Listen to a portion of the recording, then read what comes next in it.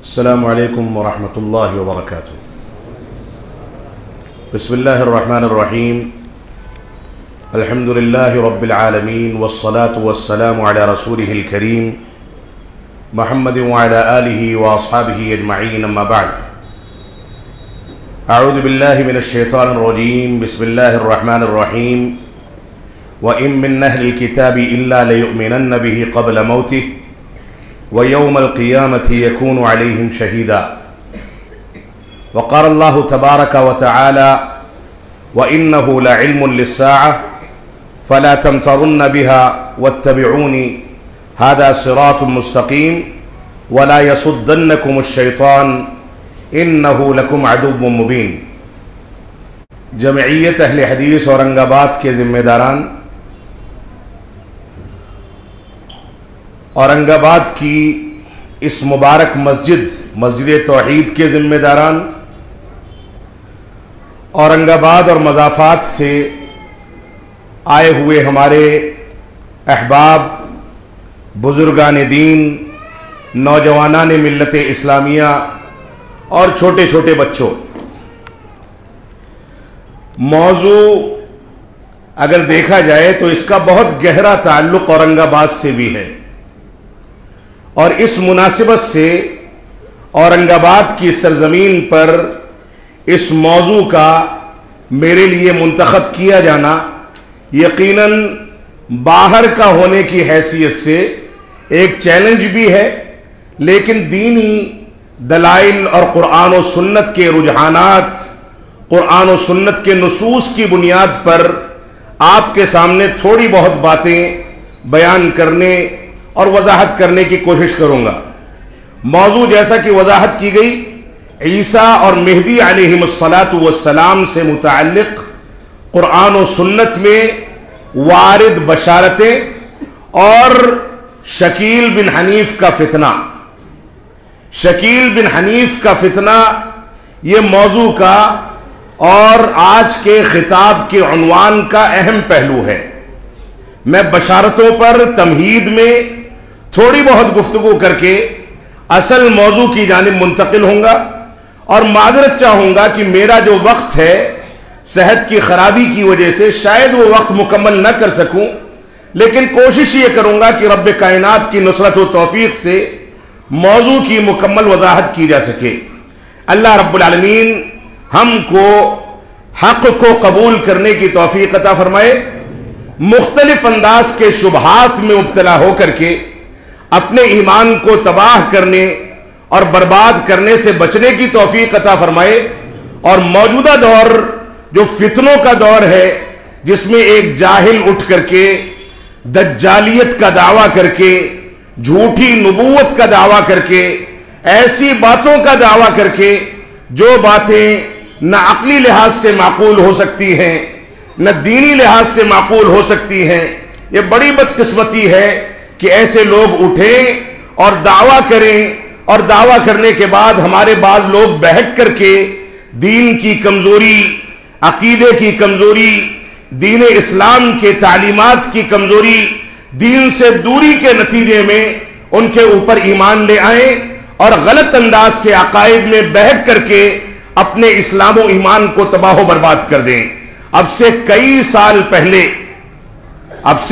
سال پہلے تقریباً 1 صدی گزر چکی، ایک شخص تھا جس نے قادیانی کے نام سے، جس نے نبوت کا دعویٰ کیا تھا، اس کے بھی عجیب و غریب دعوے تھے۔ اس نے یہاں تک دعویٰ کیا کہ میں رب کائنات کی بیوی کی حیثیت سے اللہ رب العالمین سے تعلق میں آیا، اللہ رب العالمین نے نعوذ باللہ من ذالک مجھ سے ہم بستری کی، اور اس کے بعد میرے پیٹ میں حمل ٹھہرا، اور وہ حمل جب پیدا ہوا تو بذات خود میں خود پیدا ہو گیا۔ اتنی بے عقلی کی، حماقت کی باتیں کرنے والوں پر اگر بعض سیدھے سادھے مسلمان ایمان لے آئیں، اس انداز کی باتیں کی جائیں، جاہلانہ رسوم و رواج کو ترویج دی جائے، تو یہ بدقسمتی کی بات ہے۔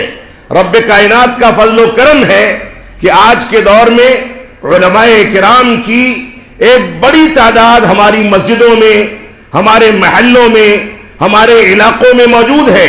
ہم چاہیں تو اپنے دین کی رہنمائی کے لیے، قرآن و سنت کے صحیح فہم کے لیے ان کی جانب رجوع کر کے دین کا صحیح شعور پیدا کر سکتے ہیں.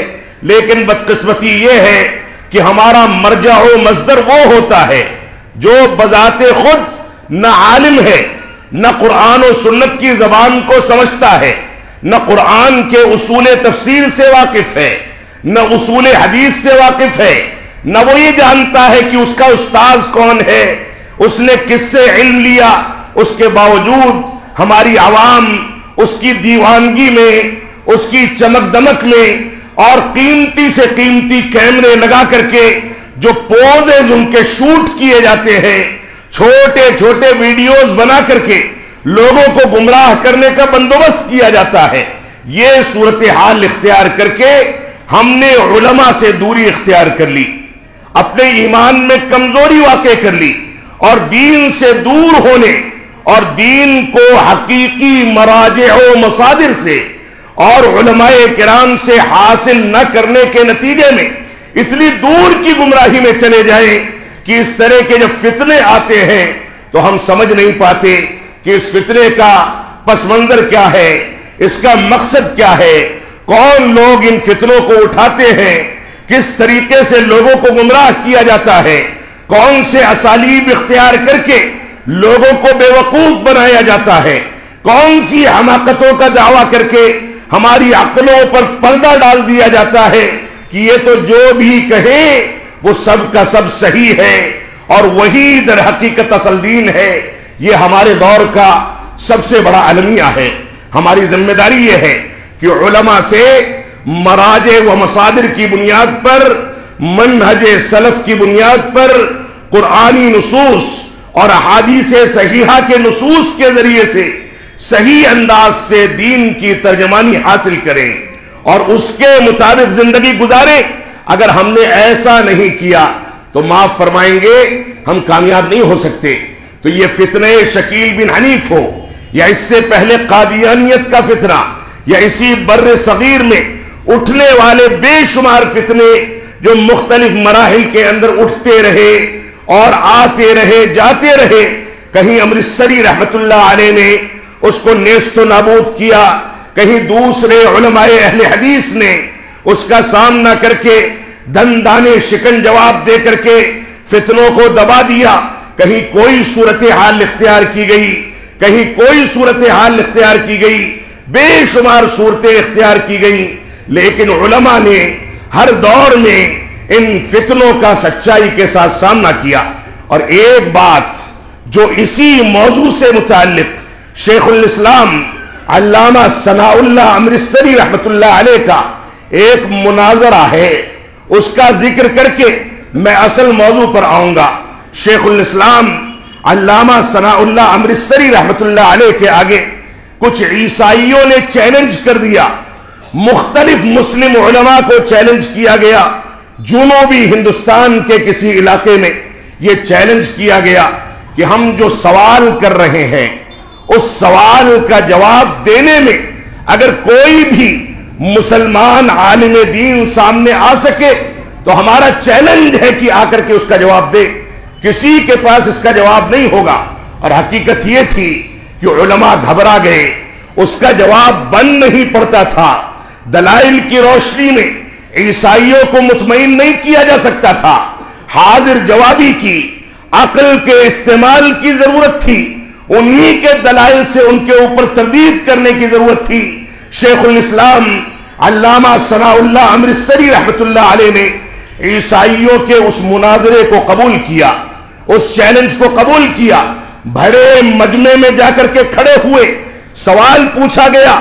ان لوگوں نے کہا کہ صحیح روایات میں یہ بات ملتی ہے کہ اللہ کے نبی صلی اللہ علیہ وسلم کے پاس عام انسانوں سے زیادہ طاقت تھی، عام انسانوں سے زیادہ طاقت تھی.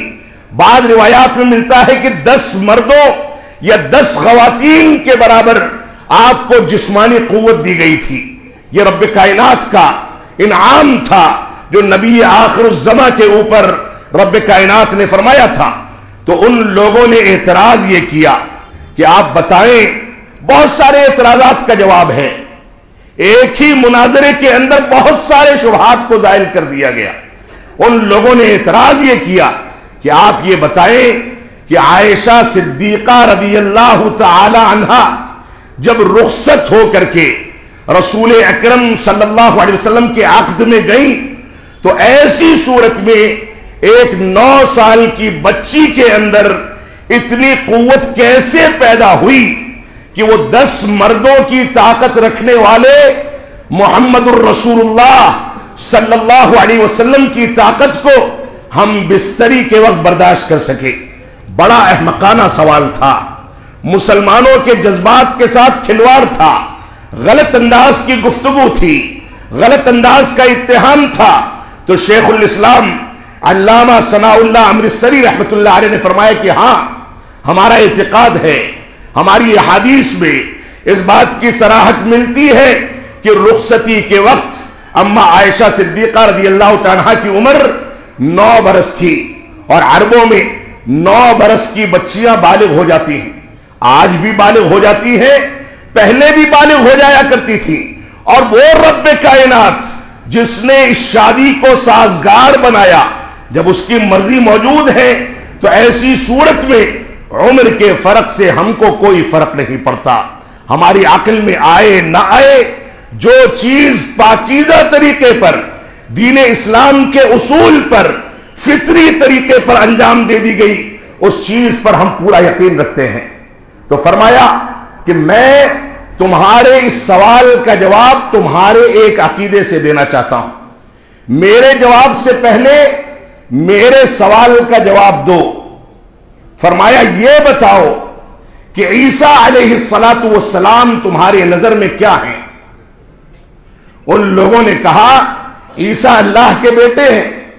فرمایا مریم کون ہے؟ فرمایا مریم عیسیٰ کی ماں ہے.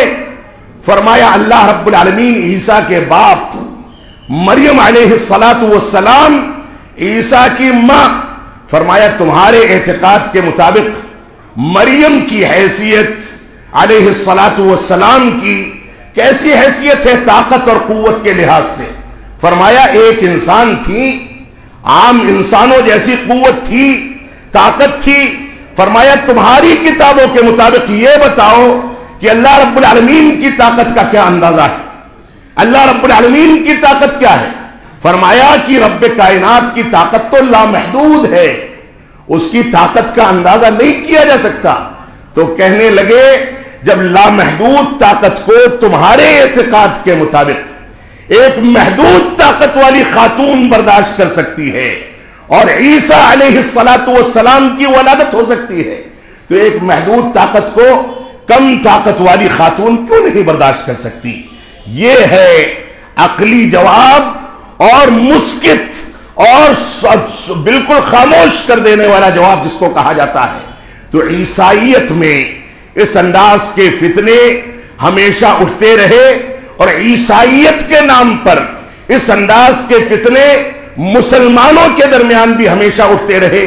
جن فتنوں میں سے ایک فتنہ مرزا غلام احمد قادیانی کا فتنہ تھا.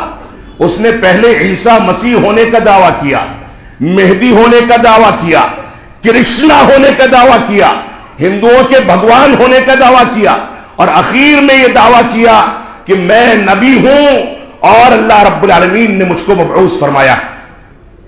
شیخ الاسلام علامہ ثناء اللہ امرتسری رحمت اللہ علیہ کے مباہلے کے نتیجے میں حیضہ کی بیماری میں مبتلا ہو کر کے وہ بیت الخلا میں فوت ہو گیا. اور آج بھی ہندوستان کے اور پاکستان کے اکثر بہت سارے علاقوں میں بیت الخلا کو اسی وجہ سے قادیان کہا جاتا ہے. بیت الخلا کو قادیان کہا جاتا ہے تاکہ وہ تاریخ یاد رکھی جا سکے کہ اسلام کے اور جماعت اہل حدیث کے ایک ترجمان نے, ایک جیالے نے, ایک مناظرہ کرنے والے ماہر نے, ایک رب کائنات کے معمولی لیکن رب کائنات کی توفیق سے دین اسلام کا دفاع کرنے والی شخصیت نے اس قادیانی کو اپنے مباہلے کے نتیجے میں یہاں تک پہنچایا کہ ایک موذی مرض میں مبتلا ہو کر کے بیت الخلا میں فوت ہو جائے اور اس کے متبعین کو پتہ ہی نہ چلے کہ کب مر گیا اور کب ختم ہو گیا. یہ صورتحال تھی. تو عیسائیت کے نام پر یہ فتنے مختلف ادوار میں اٹھتے رہے ہیں، لیکن ہماری یہ ذمہ داری ہے کہ ہم فتنوں سے اپنے آپ کو محفوظ کرنے کے لیے، جیسا کہ آج دن کے پروگرام میں علماء اور ائمہ کے ساتھ جب بیٹھے تو اس میں اس بات کا ذکر آیا کہ فتنوں سے بچنے کے لیے دو مضبوط حربے ہیں جن کو انسان اگر اختیار کرے گا تو شیخ الاسلام علامہ ابن تیمیہ رحمت اللہ علیہ کے بقول وہ اپنے آپ کو فتنوں سے محفوظ رکھ سکے گا. ایک تو اس کے اندر علم کی کمزوری نہیں ہونی چاہیے. علمی لحاظ سے انسان جتنا کمزور ہوگا فتنے اس کو اتنا زیادہ دبوچ کر کے گمراہ کرتے چلے جائیں گے. دوسری چیز، صبر و تحمل کی صفت میں کوئی کمی نہیں ہونی چاہیے. کوئی کتنے بھی آپ کو اذیت پہنچا دے، کتنا بھی زد و کوب کرے، کتنا بھی اتہامات لگائے، کتنی بھی گالیاں دے، کتنا بھی لڑائی جھگڑا کرے، ہر صورت میں اگر آپ علم کی بنیاد پر حق پر قائم ہیں تو صبر و تحمل سے کام لیں. جاہل جب آئے گا تو وَإِذَا خَاطَبَهُمُ الْجَاهِلُونَ قَالُوا سَلَامَ کے تحت ہم دور سے اس کو کنارے کر دیں گے. ہمیں نہ اس سے مجادلہ کرنا ہے، نہ اس سے مباحثہ کرنا ہے، نہ اس سے الجھنا ہے، نہ اس کے ساتھ بیٹھنا ہے، نہ اس سے صحبت اختیار کرنی ہے، نہ اس سے الفت و محبت کا اظہار کرنا ہے. یہ ہماری ذمہ داری ہے کہ ہم صبر و تحمل کی صفت سے متصف ہوں اور علم میں علماء کے ساتھ جڑ کر کے گہرائی پیدا کرے. تو ایسی صورت میں ہر فتنے سے رب کائنات ہم کو محفوظ کر دے گا، جیسا کہ شیخ الاسلام علامہ ابن تیمیہ رحمت اللہ علیہ نے ذکر کیا ہے. اب میں نے آپ کے سامنے سورہ نساء کی آیت نمبر 159 اور سورہ زخرف کی آیت نمبر 61 دو آیتوں کی تلاوت کی ہے، جن دونوں آیتوں میں اللہ رب العالمین نے عیسیٰ علیہ السلام کا تذکرہ فرمایا. فرمایا وَإِن مِّنْ أَهْلِ الْكِتَابِ إِلَّا لَيُؤْمِنَنَّ بِهِ قَبْلَ مَوْتِهِ وَيَوْمَ الْقِيَامَةِ يَكُونُ عَلَيْهِمْ شَهِيدًا. سورہ نساء میں رب کائنات ارشاد فرماتا ہے کہ اہل کتاب میں ایسے لوگ ہوں گے جو عیسیٰ علیہ السلام کی وفات سے پہلے ان کے اوپر ایمان لے آئیں گے. وَيَوْمَ الْقِيَامَةِ يَكُونُ عَلَيْهِمْ شَهِيدًا، اور قیامت کے دن عیسیٰ علیہ السلام ان کے گواہ بنیں گے، ان کے اوپر گواہ بنیں گے.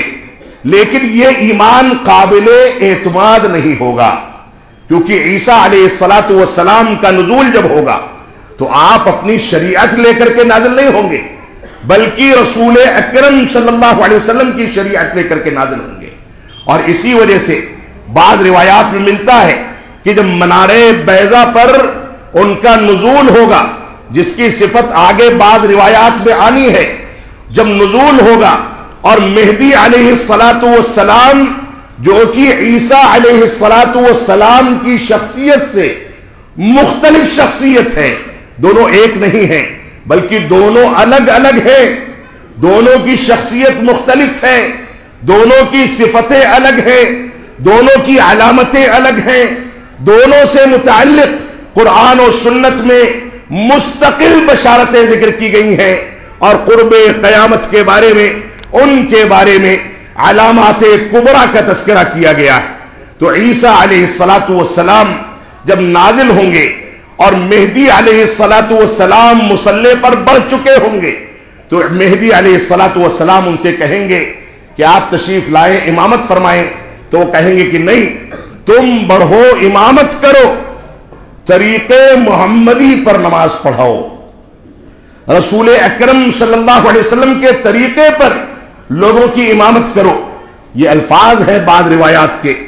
وہاں نہ طریقے احناف چلے گا، نہ شافعیہ کا طریقہ ہوگا، نہ مالکیہ کا ہوگا، نہ حنابلہ کا ہوگا. وہاں وہی طریقہ ہوگا جس کو آخری طریقہ 1400 سال پہلے اليوم اکملت لکم دینکم واتممت علیکم نعمتی ورضیت لکم الاسلام دینا. اس آیت کریمہ کے نزول کے ساتھ جس کو آخری اور حتمی طریقہ قرار دے دیا گیا، قیامت تک اسی کے ذریعے ہدایت پانے والا آخرت میں کامیاب ہوگا، اور اس سے ہٹ جانے والا جتنا ہٹے گا اتنی گمراہی پر چلتا چلا جائے گا اور گمراہ اور تباہ ہوتا چلا جائے گا. تو اللہ کے نبی صلی اللہ علیہ وسلم کے طریقے پر نماز پڑھانے کا حکم دیں گے کہ تم امامت کرو، اور طریقے رسول یعنی طریقے محمدی پر عبادات کی امامت کراؤ.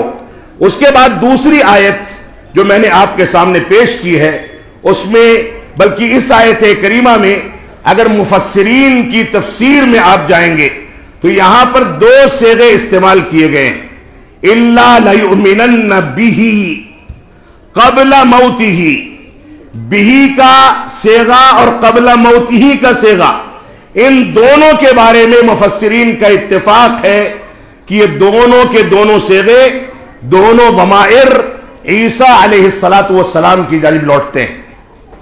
اور دوسری آیت کریمہ میں اللہ رب العالمین نے فرمایا وَإِنَّهُ لَعِلْمٌ لِلسَّاعَةِ فَلَا تَمْتَرُنَّ بِهَا.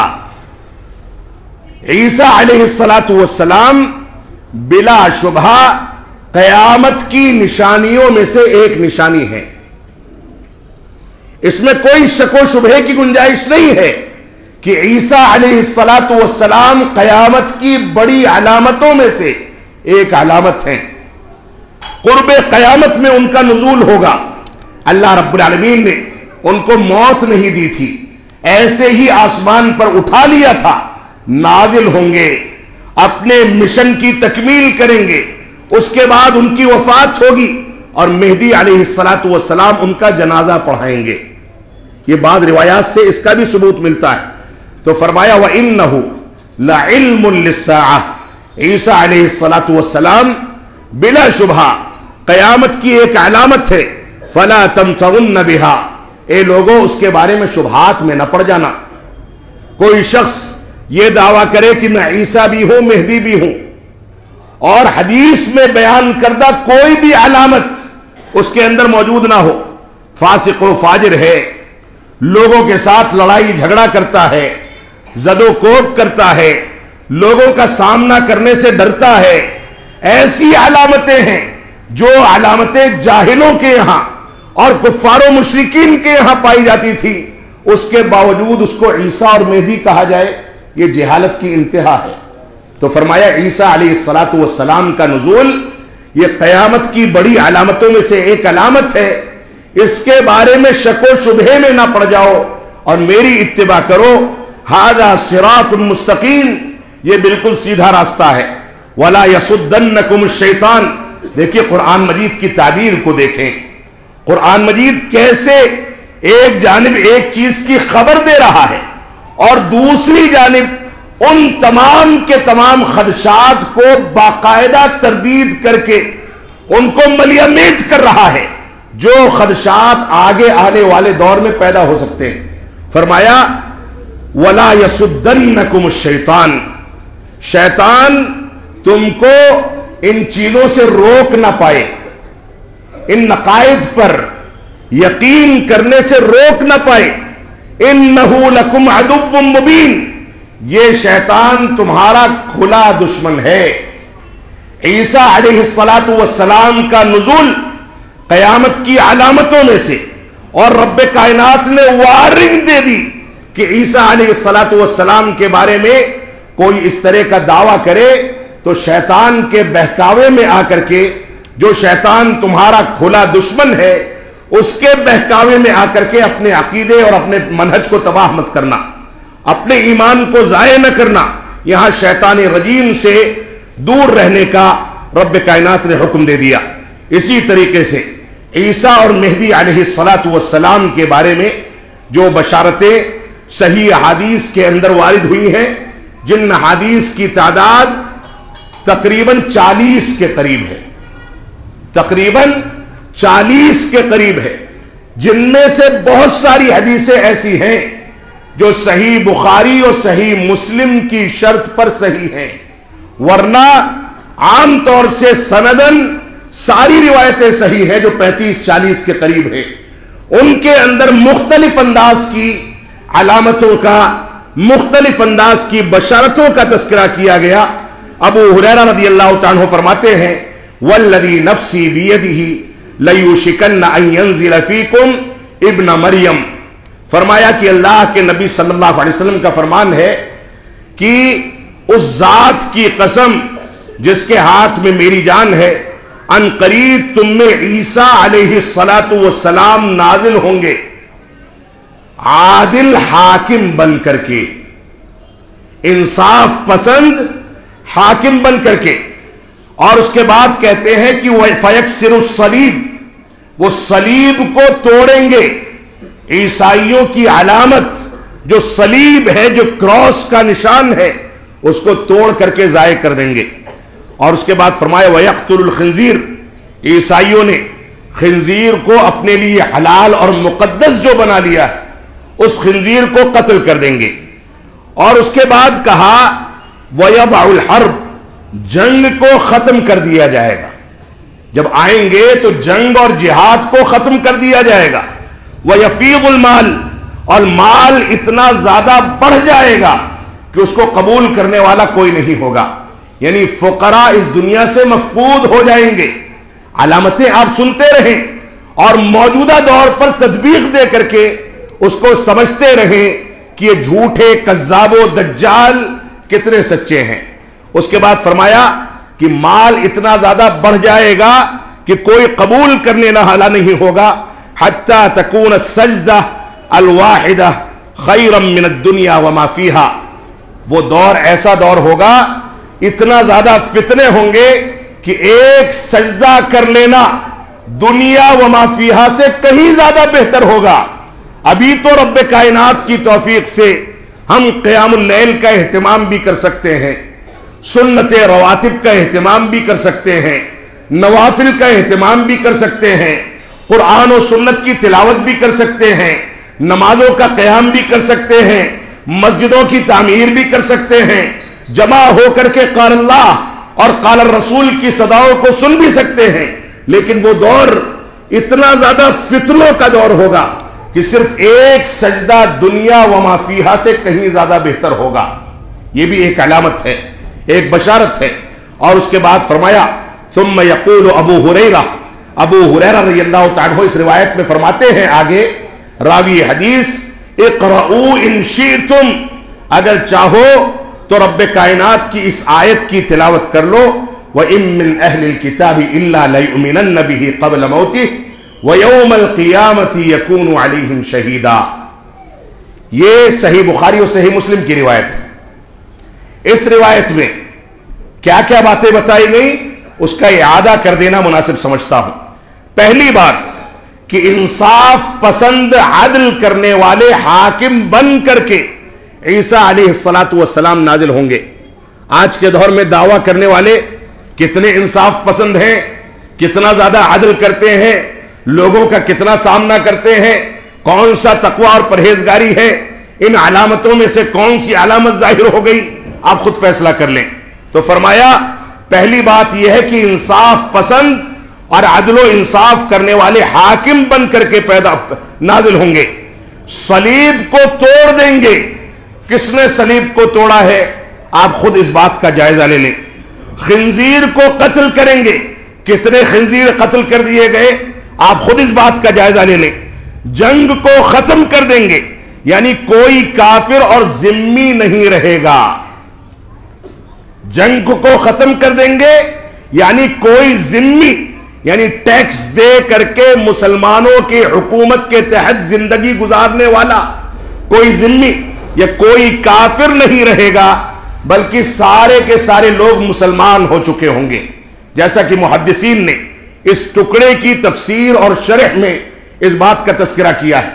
آج کے دور میں آپ کیا کافروں کو بھی مسلمان مانتے ہیں، ذمیوں کو بھی مسلمان مانتے ہیں؟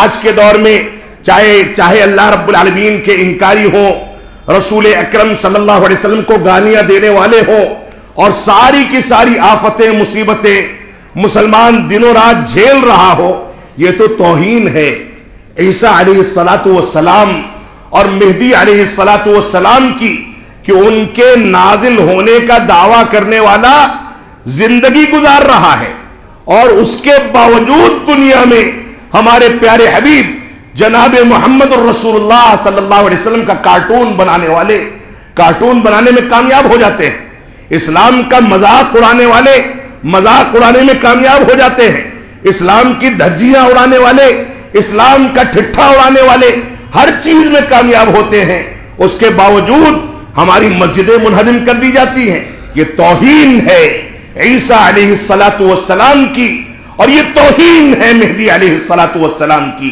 اس طرح کی دعوے داری کرنا، ان مظالم کا موجود ہونا، اس طرح کے اتار چڑھاؤ کا دنیا کے اندر وجود میں آتے رہنا، یہ اس بات کی دلیل ہے کہ یہ بذات خود جھوٹا، کذاب اور دجال ہے۔ تو فرمایا جنگ کو ختم کر دیں گے، یعنی کوئی ذمی اور کوئی کافر باقی نہیں بچے گا، بلکہ سارے لوگ اسلام لے آئے ہوں گے، مسلمان ہو گئے ہوں گے۔ اور اسی طریقے سے ایک علامت بتائی گئی کہ ایک سجدہ کرنا دنیا کی تمام نعمتوں اور دنیا سے بہتر ہوگا، یعنی سجدے کی لذت میں خشوع و خضوع اتنا زیادہ ہوگا کہ انسان جب سجدہ کر لے گا تو یہ محسوس کرے گا کہ ساری نعمتیں مجھ کو مل گئیں۔ آپ کتنے سجدے کرتے ہیں دن بھر میں، 5 وقتہ نمازوں میں کتنی لذت محسوس کرتے ہیں؟ آپ کے سجدے کتنے طویل ہوتے ہیں؟ کتنے ایسے مسلمان ہیں جن کو سجدوں میں زار و قطار رونا آتا ہے، اپنے گناہوں سے توبہ کرتے ہیں؟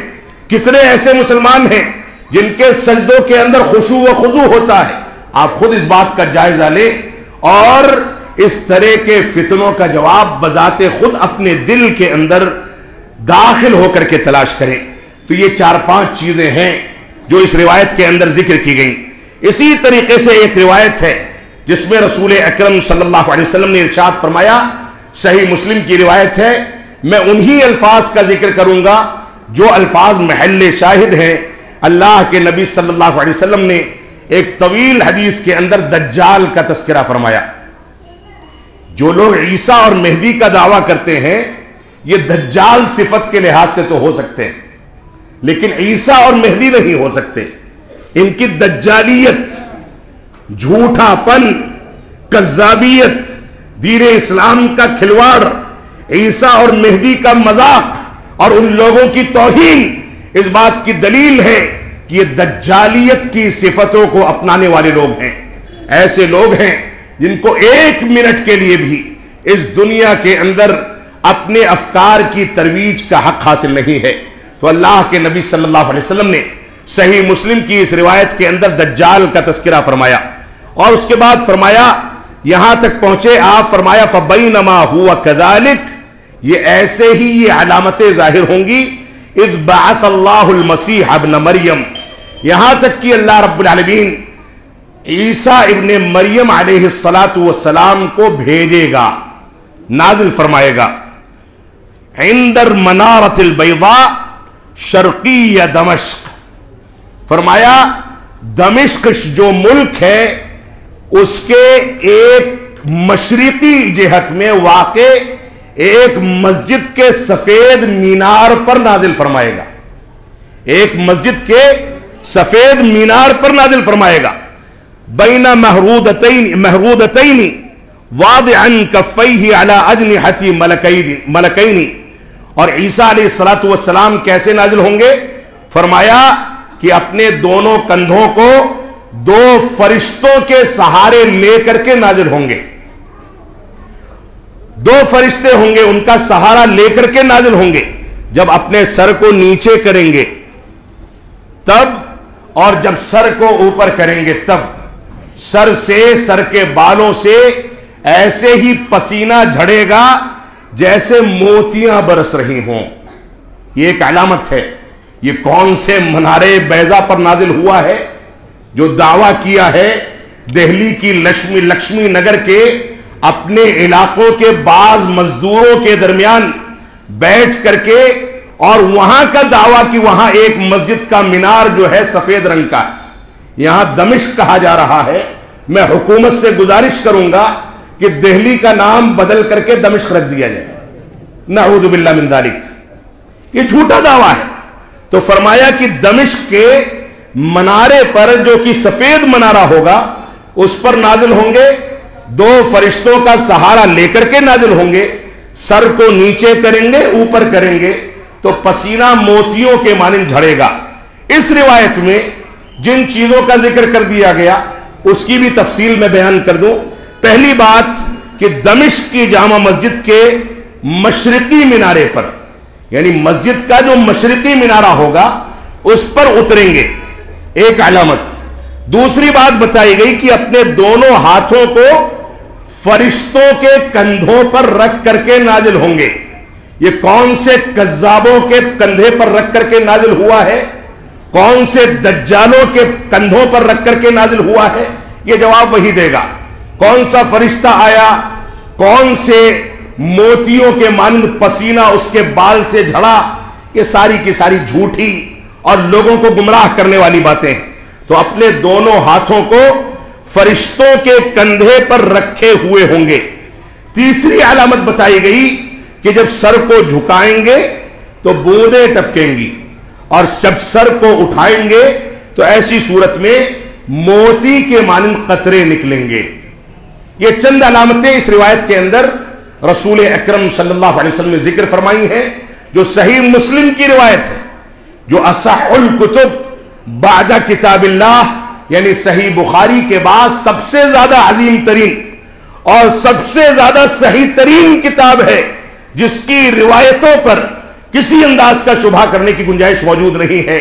امت اسلامیہ کا اجماع ہے، سارے ائمہ کا اجماع ہے، علماء احناف ہوں، مالکیہ ہوں، شافعیہ ہوں، حنابلہ ہوں یا دوسرے علماء ہوں، سارے کے سارے علماء کا اس بات پر اجماع ہے کہ صحیح بخاری اور صحیح مسلم کتاب اللہ کے بعد سب سے زیادہ صحیح ترین کتابیں ہیں، اور ان میں ایک بھی روایت ایسی نہیں ہے جس کو ضعیف یا کمزور کہا جا سکے۔ اس روایت کی کتاب کے اندر، اس کتاب کی روایت کے اندر اس چیز کا تذکرہ موجود ہے۔ مہدی علیہ السلام کے اوصاف، یہ عیسیٰ علیہ السلام کے بارے میں بشارتیں تھیں جو مستقل بشارتیں ہیں۔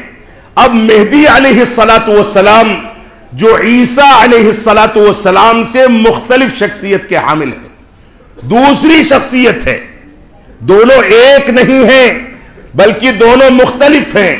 ان کے بارے میں احادیث میں کیا بشارتیں ملتی ہیں آپ اس کو بھی سن لیں۔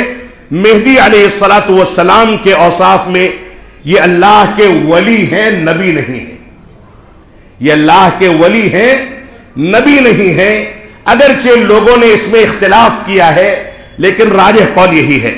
مہدی علیہ السلام کے بارے میں صحیح روایات میں ملتا ہے کہ وہ اہل بیت میں سے ہوں گے، اہل بیت میں سے ہوں گے، یعنی اللہ کے نبی صلی اللہ علیہ وسلم کے خاندان سے ہوں گے، فاطمہ علیہ السلام کی اولاد میں سے ہوں گے، ان کی نسل میں سے ہوں گے۔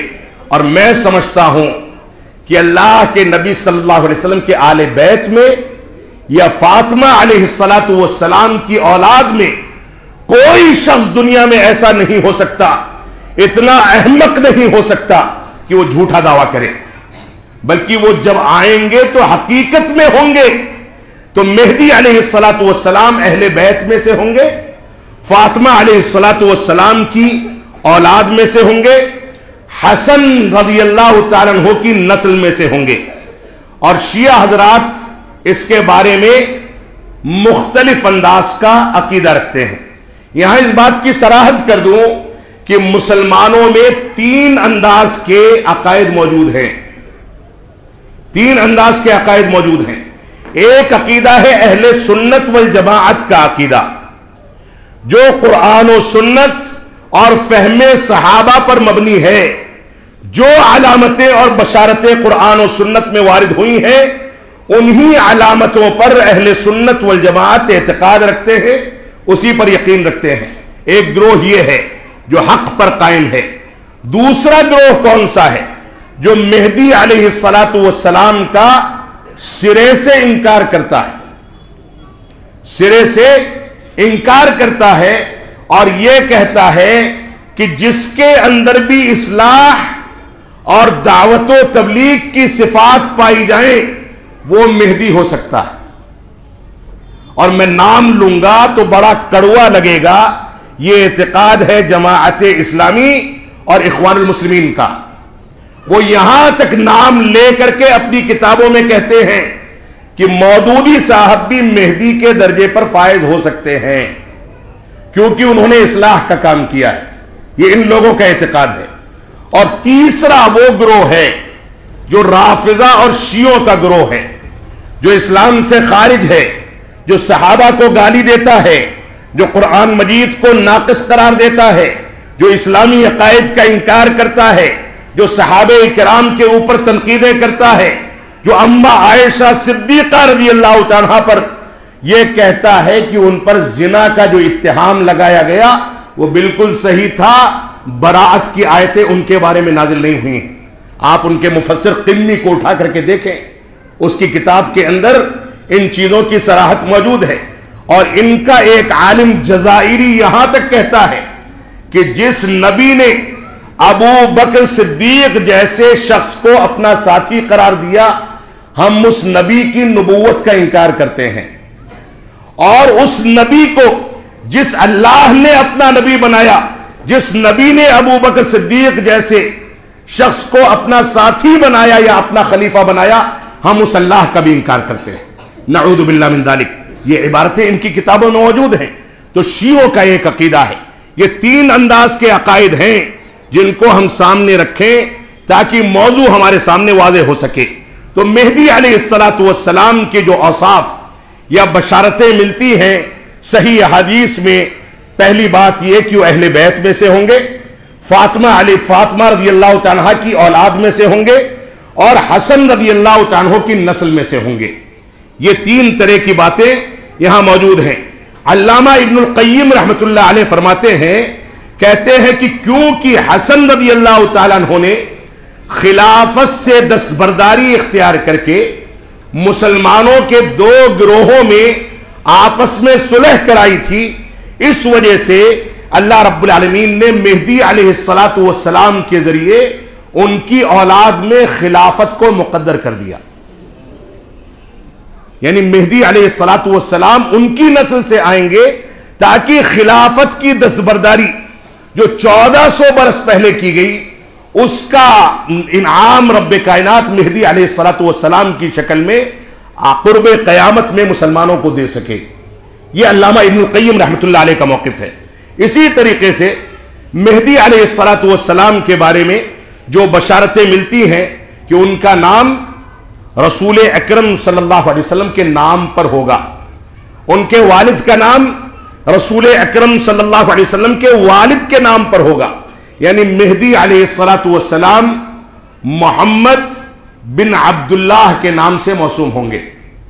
ایک بات جو رہ گئی وہ رافضہ کا جو عقیدہ ہے مہدی علیہ السلام کے بارے میں، وہ 12 اماموں کے کا اعتقاد رکھتے ہیں. اثنا عشریہ جس کو کہا جاتا ہے، وہ مہدی منتظر کا عقیدہ رکھتے ہیں کہ ہم دنیا میں خلافت یا حکومت قائم کرنے کے حقدار نہیں ہیں، بلکہ ہم انتظار کر رہے ہیں 12ویں امام مہدی علیہ السلام کا، جو ان کے بقول انہی میں سے ہوگا. اس کی علامت محمد بن عبداللہ کی شکل میں ماننے سے وہ انکار کرتے ہیں. تو ان کا اعتقاد یہ ہے کہ وہ کہیں غائب ہو گئے ہیں اور قرب قیامت میں وہ آئیں گے اور اس کے بعد حکومت قائم کریں گے. مدینہ منورہ جا کر کے رسول اکرم صلی اللہ علیہ وسلم کی قبر مبارک کے بغل میں ابو بکر و عمر رضی اللہ عنہما کی قبر سے ان دونوں کو اٹھائیں گے اور ان کو کوڑے کی سزا لگائیں گے. یہ شیعوں کا اعتقاد ہے. نعوذ باللہ من ذالک. اس انداز کے اعتقادات کو لے کر کے یہ مہدی علیہ السلام کے بارے میں غلط عقائد کی نشر و اشاعت کرتے ہیں. تو ان کا نام رسول اکرم صلی اللہ علیہ وسلم کے نام پر ان کے والد کا نام عبداللہ یعنی ان کا نام محمد بن عبداللہ ہوگا۔ اسی طریقے سے ایک علامت یہ ہے کہ آخری زمانے میں دنیا کے اندر آئیں گے۔ آخری زمانہ یعنی جب بڑی علامتیں ظاہر ہونے لگیں گی تب دنیا کے اندر پیدا ہوں گے، اس سے پہلے پیدا نہیں ہوں گے۔ چوتھی بات یہ ہے جو صحیح حدیث میں ملتی ہے کہ 7 سال تک یہ حکومت کریں گے اور دنیا سے ظلم و جور کو ختم کر دیں گے۔ دنیا سے ظلم و جور کو ختم کر دیں گے، انصاف عام ہو جائے گا اور دنیا کے اندر سے ظلم و جور ختم ہو جائے گا۔ 5ویں علامت اور صفت فرمایا اجل الجبہتی واقن الانفی، فرمایا ان کی ایک علامت یہ ہوگی کہ کشادہ پیشانی والے اور لمبی ناک والے ہوں گے۔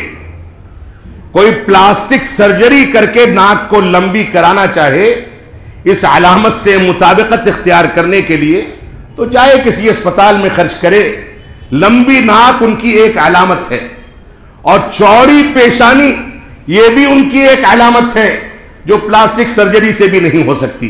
پیشانی تو قدرتی طور پر چوڑی ہوتی ہے۔ اللہ رب العالمین ہم کو حق سمجھنے کی توفیق عطا فرمائے۔ 6ٹھی علامت یہ ہے کہ دجال اور عیسیٰ علیہ السلام سے پہلے ان کا ظہور ہوگا۔ دجال اور عیسیٰ علیہ السلام سے پہلے ان کا ظہور ہوگا۔ 7ویں علامت جو صحیح حدیث میں ملتی ہے کہ عیسیٰ علیہ السلام ان کی امامت میں صلاۃ ادا کریں گے، نماز ادا کریں گے۔ سب مسلمان ہو چکے ہوں گے اور کوئی کافر نہیں بچے گا۔ خراسان کی جانب سے سیاہ اور کالے جھنڈوں کے ایک قافلے کے ساتھ یہ ظاہر ہوں گے اور دنیا میں انصاف قائم کریں گے۔ مرفوع اور صریح روایات کے اندر صحابہ کرام نے اور روات نے اس کا تذکرہ کیا ہے، جن روایتوں کی تعداد 8 سے متجاوز ہے۔ آثار صحابہ میں 11 روایتوں صحیح روایتوں کے اندر اس کا تذکرہ ملتا ہے۔ غیر صریح حدیث جو ہیں ان میں 22 حدیث میں اس کی جانب اشارات ملتے ہیں۔ اتنے سارے دلائل کے بعد بھی انسان غلط انداز کا دعویٰ کرے یا ان چیزوں کا انکار کرے، اس چیز کی گنجائش موجود نہیں ہے۔ آپ ابو داؤد اٹھا کر کے دیکھ لیں، ترمذی دیکھ لیں، صحیح ابن خزیمہ دیکھ لیں، صحیح ابن حبان دیکھ لیں، مصنف ابن عبد الرزاق دیکھ لیں، مصنف ابن ابی شیبہ دیکھ لیں، ان ساری روایتوں کے اندر، کتابوں کے اندر یہ علامتیں جو میں نے ذکر کی ہیں ان کی الگ الگ علامت کا الگ الگ حوالہ میں نے نہیں دیا، کیونکہ یہ ساری کتابوں کا مجموعہ ہے۔ ان کتابوں کے اندر یہ بشارتیں اور یہ علامتیں موجود ہیں۔ علامہ ابن حبان رحمت اللہ علیہ فرماتے ہیں کہ مہدی رکن یمانی اور مقام ابراہیم کے درمیان لوگوں سے بیعت کریں گے۔ رکن یمانی اور مقام ابراہیم کے درمیان یعنی خانہ کعبہ کے صحن میں لوگوں سے بیعت کریں گے۔ ایک علامت یہ بھی ہے، اور میں چیلنج کرتا ہوں اس کذاب و دجال کو کہ مکہ مکرمہ یا مکہ مکرمہ تو دور کی بات، سعودی عرب کی سرزمین پر 1 انچ بھی داخل ہو کر کے دکھا دے، اسلامی حکم کی تنفیذ کر کے اس کا وہی انجام ہوگا جو ایسے کذاب و دجال کا ہونا چاہیے۔ اللہ رب العالمین ہم کو صحیح شعور عطا فرمائے۔ مہدی اور عیسیٰ علیہ السلام یہ الگ الگ ہیں، جیسا کہ میں نے پہلے بتایا۔ عیسیٰ علیہ السلام اللہ کے نبی اور مہدی اللہ کے ولی ہیں۔ عیسیٰ بغیر باپ کے پیدا ہوئے، یہ جو ہے پتہ نہیں کس باپ سے پیدا ہوا تھا کہ اتنا خبیث عمل کر کے دنیا کو گمراہ کرتا ہے۔ عیسیٰ علیہ السلام بغیر باپ کے پیدا ہوئے اور مریم علیہ السلام کے بطن سے پیدا ہوئے، جبکہ مہدی علیہ السلام کے والد کا نام عبداللہ ہوگا۔ مہدی علیہ السلام کا ظہور پہلے ہوگا، عیسیٰ علیہ السلام کا ظہور بعد میں ہوگا۔ علی رضی اللہ تعالیٰ فرماتے ہیں کہ مہدی مدینہ میں پیدا ہوں گے، مہدی مدینہ میں پیدا ہوں گے اور بیت المقدس کی جانب ہجرت کریں گے اور عیسیٰ علیہ السلام کی صلاۃ جنازہ پڑھائیں گے. ان کی وفات ہوگی تو جنازہ پڑھانے کی ذمہ داری مہدی علیہ السلام اٹھائیں گے.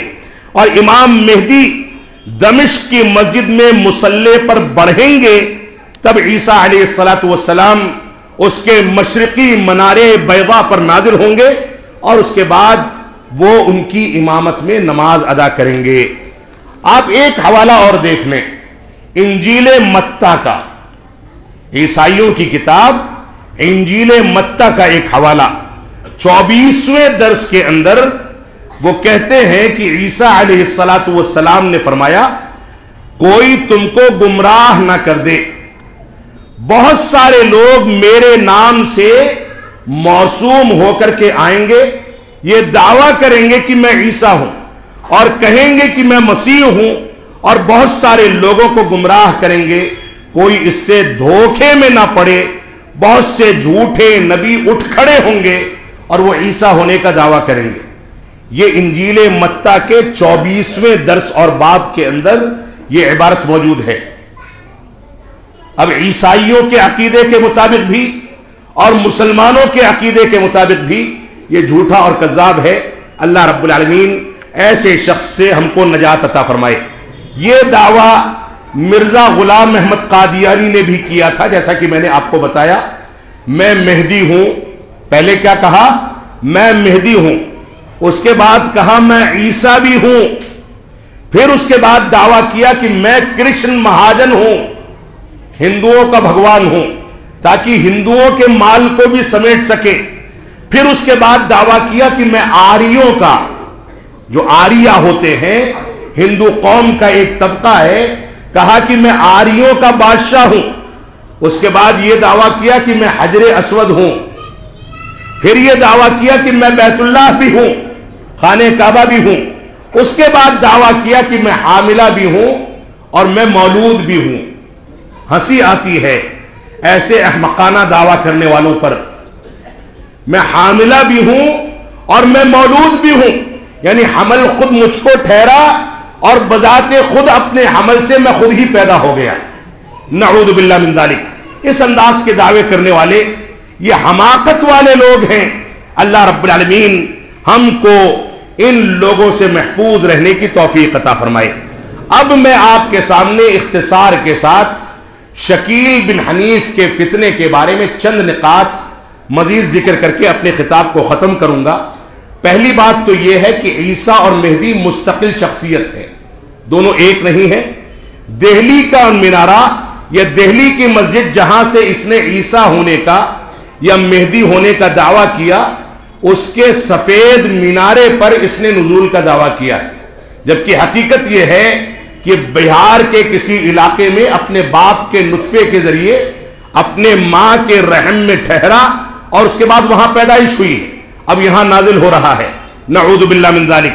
اسی طریقے سے یہ فی الحال اسی علاقے میں رہتا ہے، جیسے کہ ہمارے مسلمان بھائی جانتے ہیں. دہلی کے اندر اس نے جاہل عوام کو گمراہ کر کے نبی کریم کے ایک علاقے میں وہاں پر نبوت کا دعویٰ کیا. علماء سے دور رہنے کی تلقین کرتا ہے کہ علماء سے قریب نہ جانا. علماء سے مار پیٹ کے واقعات اس کے حواریوں میں خود اس کے اندر اور اس کے حواری مواری کے اندر موجود ہیں، پائے جاتے ہیں. مہدی علیہ السلام ہونے کا دعویٰ اس نے جو کیا ہے اس کے بارے میں ایک روایت اور ذکر کر دوں. فرماتے ہیں اللہ کے نبی صلی اللہ علیہ وسلم لا تذهب الدنيا حتى يملك العرب رجل من اہل بیتی یعاطئ اسمه اسمی. جو روایت کا خلاصہ میں نے ذکر کیا تھا اس کا متن ہے واسم ابیہ اسم ابی یملأ الارض عدلا وقسطا کما ملیت ظلما وجورا. ابو داؤد اور ترمذی کی صحیح روایت ہے. اللہ کے نبی صلی اللہ علیہ وسلم نے فرمایا کہ دنیا تب تک فنا نہیں ہوگی، یعنی قیامت تب تک قائم نہیں ہوگی جب تک عربوں میں ایک آدمی آئے. عربوں میں ایک آدمی آئے یعنی یہ عربوں میں سے ہوگا، عجمی نہیں ہوگا. عرب دنیا میں پیدا ہونے والا عرب خاندان کا چشم و چراغ یہ مہدی علیہ السلام کے بارے میں کہا گیا. کہ عربوں میں ایک شخص کی بادشاہت ہوگی جو میرے اہل بیت میں سے ہوگا، اس کا نام میرے نام پر اور اس کے باپ کا نام میرے باپ کے نام پر ہوگا۔ اور اس کے بعد فرمایا دنیا میں وہ عدل و انصاف کو بھر دے گا جیسا کہ دنیا کے اندر ظلم و جور سے دنیا بھر چکی ہوگی۔ یہ پیشین گوئی رسول اکرم صلی اللہ علیہ وسلم نے فرمائی، جو ابو داؤد اور ترمذی کی صحیح روایت کے اندر موجود ہے۔ اس طرح کی روایتوں سے بھی اس کی تردید ہوتی ہے۔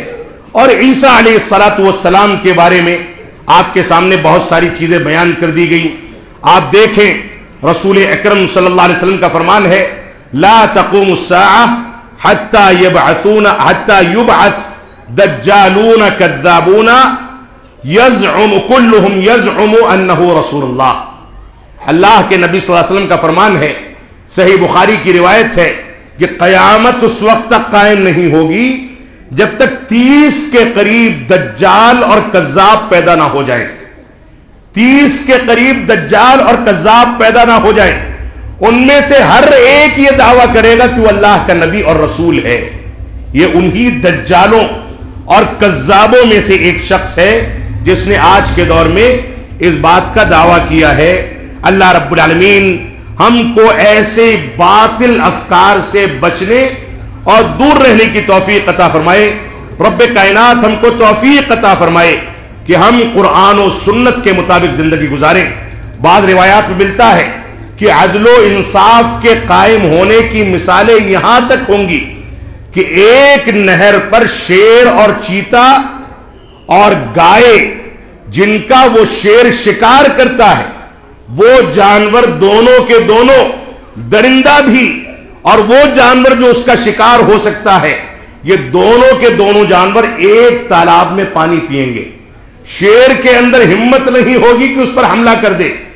بعض روایات میں ملتا ہے کہ چھوٹے چھوٹے بچے زہریلے سانپوں کے ساتھ کھیلیں گے اور سانپ کے اندر عدل و انصاف کے قائم ہو جانے کے نتیجے میں اتنی جرأت نہیں ہوگی کہ وہ بچے کو ڈنک مار دے یا اس کو ڈس لے یا اس کو نقصان پہنچا دے۔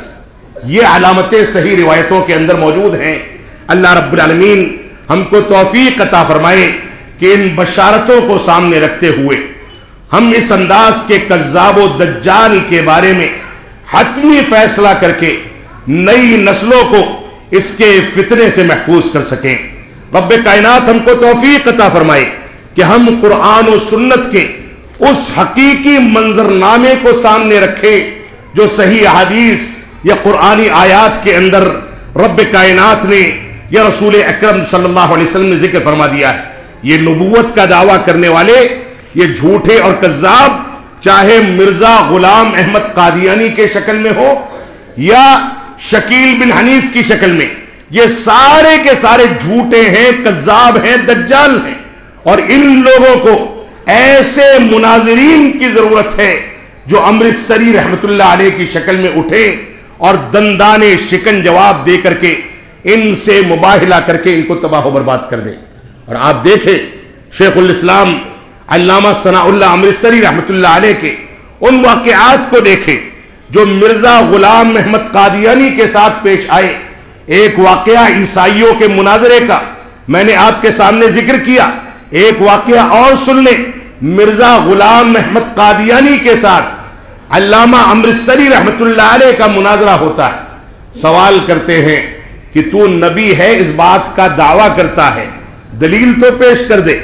کہتا ہے کہ میرا نام مرزا غلام احمد ہے، اور اللہ رب العالمین نے فرمایا یأتی من بعد اسمہ احمد، میرے بعد ایک نبی آئے گا جو احمد ہوگا جس کا نام، کہا وہ احمد میں ہوں، میرے نام سے مرزا غلام ہٹا دو، احمد بچتا ہے، میں نبی ہوں جس کی پیشین گوئی قرآن مجید کے اندر موجود ہے۔ تو ثناء اللہ امرتسری رحمت اللہ علیہ نے اس کو جیسے کا تیسا جواب دے کر کے خاموش کیا۔ فرمایا یہ بتاؤ کہ میرا نام کیا ہے؟ اس نے کہا آپ کا نام ثناء اللہ ہے۔ کہا اس میں سے ثنا ہٹا دو، ثنا ہٹا دو، کیا بچتا ہے؟ تو فرمایا اللہ بچتا ہے۔ تو کہا جب اللہ نے تجھ کو نبی بنایا ہی نہیں تو کیسے بن جائے گا؟ نعوذ باللہ من ذالک. وہ دعویٰ نہیں ہے، وہ عقلی جواب ہے. تو اس انداز کی چیزیں شیخ الاسلام علامہ ثناء اللہ امرتسری کی زندگی میں بھری پڑی ہیں. اللہ رب العالمین ہم کو قرآن و سنت کی جانب رجوع کرنے، قرآن و سنت سے حقیقی استفادہ کرنے اور قرآن و سنت کو منہج صحابہ اور منہج سلف کے مطابق سمجھنے کی توفیق عطا فرمائے. ہم جب تک جئیں تب تک اسلام پر جئیں، جب ہمارا خاتمہ ہو تو ایمان پر ہو. وصلی اللہ علی نبینا محمد وعلی آلہ وصحبہ وسلم. والسلام علیکم ورحمۃ اللہ وبرکاتہ.